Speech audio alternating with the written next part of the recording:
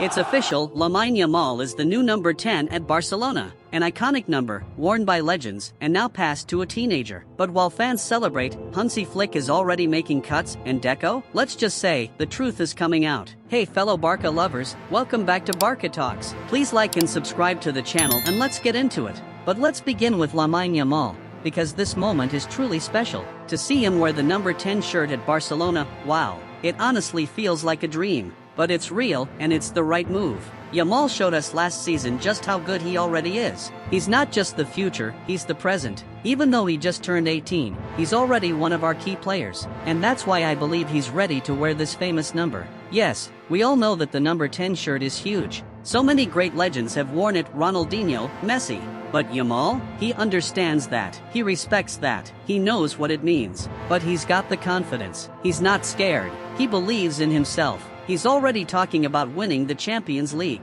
He wants to win more titles. He's focused. He's training hard under Hansi Flick and working for the team. And now, with the number 10 on his back, it's even more exciting to see what he'll do. Trust me, this shirt will sell like crazy. The fans love him. And seeing him with that number, it's something emotional, something unforgettable. But tell me, how did you feel when you saw him wearing the 10? Did it give you chills? Because to me, it really did. This boy is something very special. Let's now talk about more good news, this time about Marc Bernal. For the first time since his ACL injury back in August 2024, Bernal has completed a full training session with the first team. And I've got to say, what an amazing moment that is for him. He's still only 18 years old, and what a long journey it's been. He's worked super hard to recover, and the doctors say he's even ahead of schedule, maybe by about a month. That's because he's been grinding, day after day. And the club? They're impressed. They say he's put on muscle, that he's stronger now, more complete, more ready. And for a Hansi Flick midfielder, that's exactly what we need. It's a great example of the attitude that Bernal has. Because let's not forget, before the injury, he was doing amazing in preseason. Flick liked him, then injury hit. He missed the whole year. But instead of feeling sorry for himself, he turned it into something positive.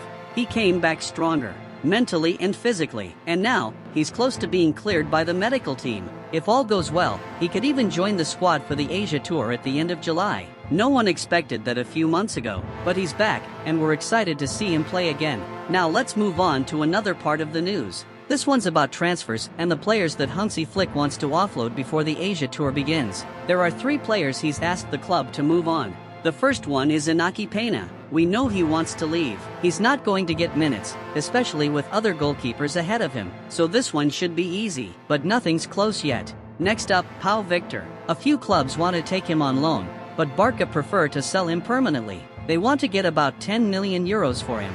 Let's see if they get a good offer.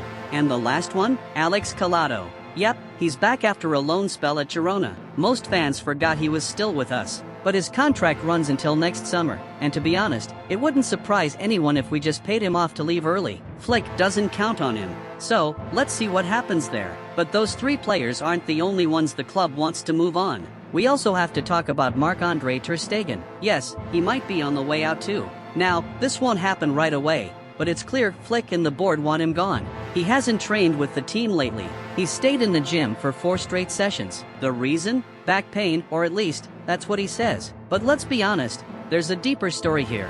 I don't want to throw my own opinion too hard on this, but let's listen to someone who really knows, Lothar Matthäus, a legend in Germany. Here's what he said. In my opinion, Ter Stegen won't play again for Barca. If he wants to play in the World Cup, he has to leave. Simple as that. Matthäus even said he understands why Ter Stegen wants to stay. He has a life in Barcelona, he was captain, and all that. But football moves on, and Barca have made a decision. Ter Stegen isn't in their plans anymore, and that's something he has to accept. The World Cup is coming. He's waited for years for Manuel Neuer to step aside. Now he finally has a chance to be Germany's number 1. But if he doesn't play games, he won't go. So what does he want? If he wants to play for Germany, he must leave. If he's okay with just earning money and being a backup, then sure, stay in the gym. But at this rate, he's going to end up as a bodybuilder, not a goalkeeper. Now let's talk about something many fans are thinking about right now. Let's talk about Deco, Barcelona's sporting director. Is he really the right man for the job?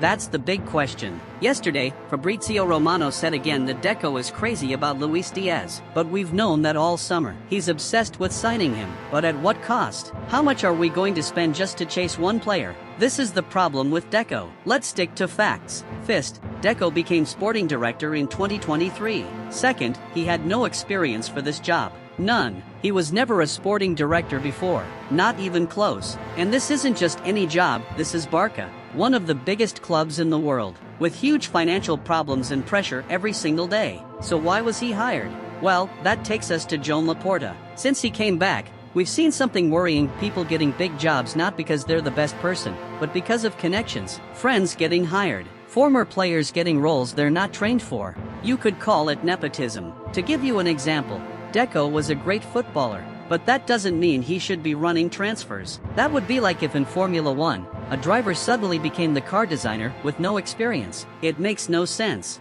And don't forget, after he retired, Deco became a football agent. That's very important, because the way he acts now, it's still like an agent, obsessed with specific players, unable to adapt. Look at Vitor Roque. Deco pushed and pushed to sign him, even when Barca didn't have the money. We spent 40 million on a player who had never played in Europe. And now, Deco blames Xavi for why Roque didn't succeed. Every time he talks, he brings it up. That's not how a proper sporting director should act. Also, just listen to Deco himself. He said in an interview, "I wasn't good at school. I failed economics and finance." And that's the man leading our transfer strategy. Are you serious? Compare that to Matteo Alemany, who Deco replaced. Alemany had 31 years of experience in football boardrooms, and he had a master's degree in finance. He knew what he was doing. Deco? He's learning as he goes. Look, I don't hate Deco as a person. I actually respect him as a player. But this job? He was never ready for it. And the blame? It falls on Laporta. He hired him. He took the risk. And so far, it's not working out. Deco's contract ends next summer, the same time as Laporta's term. So if Laporta wins another term, will he keep Deco?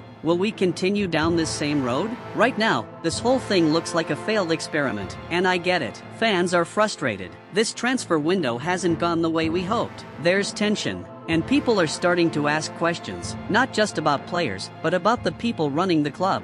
So please, tell me your thoughts in the comments. How are you feeling right now about everything we've talked about today? Yamal, Bernal, transfers, Deco, let it out. I want to hear from you. Thanks again for all your support, and I'll see you very soon with more updates. Enjoy!